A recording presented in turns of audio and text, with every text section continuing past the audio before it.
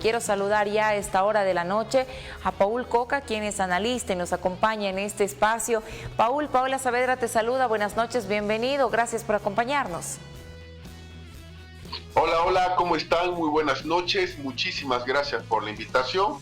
Quedo muy agradecido que todos tengamos un excelente inicio de semana y lo más importante, hoy día ya otra vez con las llamadas pilas electorales, el proselitismo como tal y la cumbre del Tribunal Electoral que están marcando la tendencia y la agenda.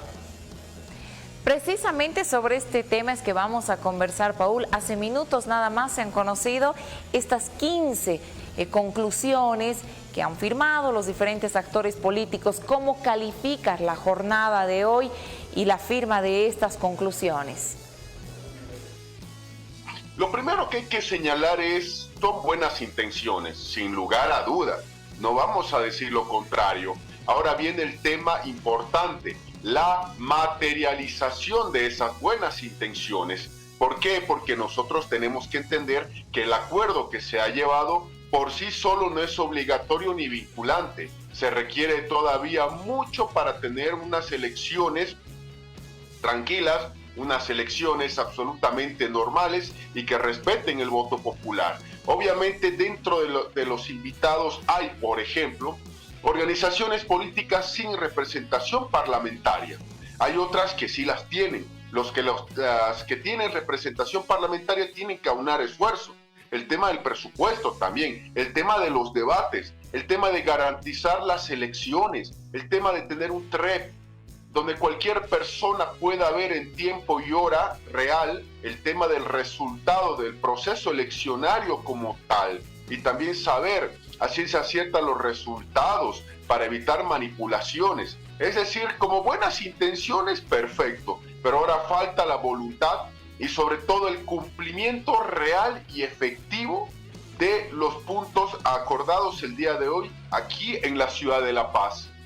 Dentro de ese marco hay temas muy sensibles como por ejemplo el del padrón electoral, que tiene que ver con sanear, depurar el padrón. Hablaba de ese tema el presidente del Tribunal Supremo Electoral y decía que hay muchos sectores que no confían en el padrón. Esa deberá ser una de las tareas inmediatas que está en manos del Tribunal Supremo Electoral resolver. Lo primero que hay que señalar es lo siguiente, efectivamente, no hay confianza en el padrón electoral de votantes, no existe.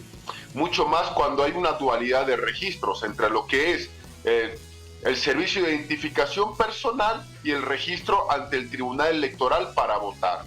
De hecho, hay un grupo de ciudadanos, me incluyo, que ya hemos dado al país de manera ciudadana una propuesta que será elevada a los órganos del Estado en las próximas horas, en las cuales hay que sanear el padrón y se puede hacer en 3 semanas. El Tribunal Electoral tiene que asumir ese rol, tiene que asumir ese desafío de sanear el padrón electoral, de tener un padrón electoral confiable en todo sentido, de que cuando se vaya y se vote sea la garantía de que esas personas son reales, que sí existen y que solo pueden votar una sola vez. Ojalá los partidos políticos de oposición, porque es a ellos a quienes este padrón les ha venido perjudicando, hagan mucha situación de hincapié y presión, porque el único que puede hacerlo es el Tribunal Electoral, ese saneamiento del padrón. ¿Por qué? Porque es el TCE como órgano electoral el que lo administra. Entonces le corresponde a ellos realizarlo. Entonces ahí tenemos que darnos cuenta si hay o no una buena fe, si hay o no una buena voluntad del Tribunal Electoral para tener un padrón limpio y saneado, que es lo que todos los bolivianos, sin excepción, queremos. Ahora, en este sentido, blindar a los vocales es otro prácticamente de los pedidos que se ha realizado a través de la modificación de algunas leyes. Esto tiene que ver con una seguridad de garantizar también el proceso electoral, garantizar ese principio de preclusión que no se respetó en las judiciales. Aquí hay que tomar en cuenta lo siguiente, hay que blindar el proceso eleccionario, sí, de manera correcta, justa y transparente. Ahora, si los vocales del Tribunal Electoral quieren que se les blinde por otras acciones, ya tampoco, por supuesto.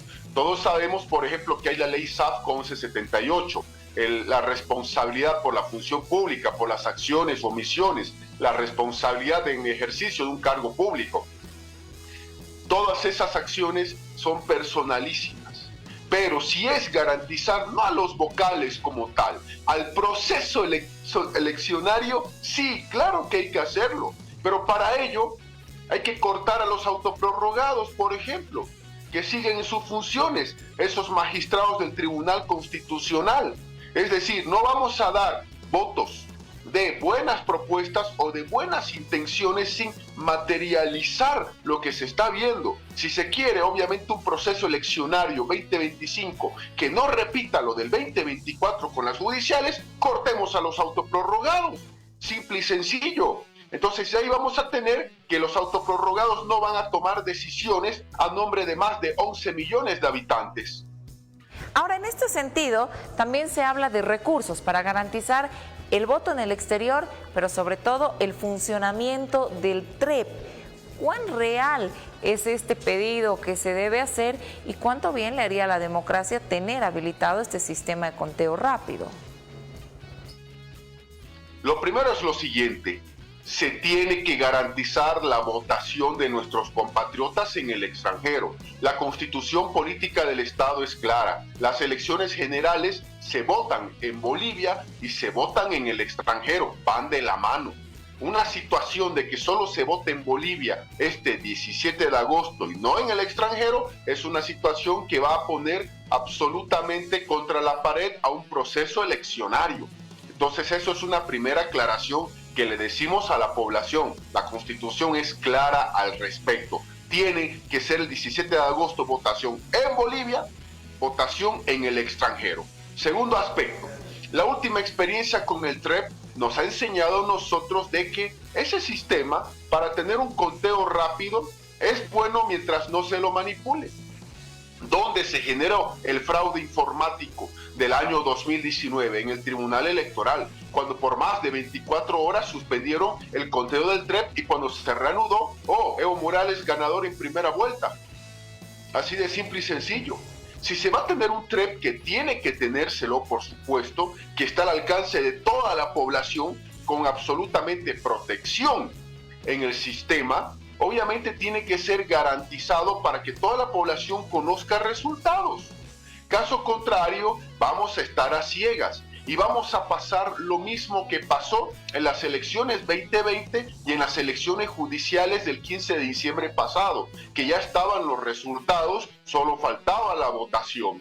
Entonces es un detalle que esperemos los políticos también hagan su trabajo. Nosotros como ciudadanos protestamos, damos idea, damos sugerencias, hacemos esa crítica ciudadana, pero también los políticos, que son los que nos van a pedir el voto y ya están en campaña, son los que tienen también que presionar y hacer que todo acuerdo se cumpla. Repito lo que decía desde el inicio de esta entrevista: los acuerdos están bien, el tema son materializarlos, es decir, hacerlos reales. En este sentido, Paul, y para ir cerrando la entrevista en el ámbito netamente político, Evo Morales, el gran perdedor de la jornada, los temas legales no le han permitido estar en esta reunión y el no contar en este momento con una sigla política lo alejan de estas decisiones que claramente lo perjudican en lo que él quiere. ¿Será habilitado como candidato? Evo Morales está por demás de inhabilitado para ser candidato en las elecciones. Y los políticos tienen un ciclo. El ciclo de Evo Morales, ¿cuándo terminó? 21 de febrero del año 2016. Sí, estamos a pocos días de recordar el 21F, cuando la población boliviana le dijo: no te queremos más en el poder, no te queremos que te eternices en el cargo, que te estés ahí hasta el día de tu muerte. Queremos que te vayas de una vez.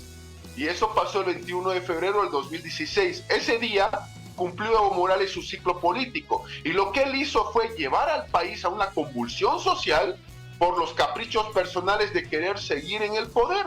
Simple y llanamente eso es lo que hay que decir. El 2019 ya era un proceso nulo desde el inicio, porque Morales, inhabilitado, estaba en la papeleta, con una habilitación que hicieron los órganos del Estado y el Tribunal Constitucional por encima de lo que decía la Constitución y el mandato popular del 21F. Entonces el caso de Morales es simple y llanamente, como se dice, un caudillo que está intentando volver al poder solamente para satisfacer sus apetitos personales sin pensar en el país. Morales está inhabilitado, pero él no creo que lo entienda todavía.